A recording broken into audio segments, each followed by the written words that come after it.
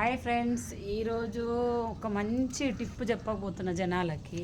చిన్న పెద్ద ఏజ్తో సంబంధం లేకుండా ఒక ప్రాబ్లం వస్తుంది అందరికీ. అదేందనేది ఇప్పుడు మా అమ్మ నోటి నుంచే తెలుసుకుందాం. అమ్మ చెప్పమ్మా, ఏంటివమ్మా అవి? ఇవి అరసమూలలకు గెడ్డలు. అర్షమూలలు అంటే ఫ్రెండ్స్ ఫైల్స్. దానికి జ్యూసు ఆవు పాలల్లో పోస్తే 5 రోజుల్లో తగ్గిపోతుంది అంట. 5 రోజులలో తగ్గిపోతాయి, మళ్ళీ రాను కూడా రావు. చూడండి ఫ్రెండ్స్, రావంట.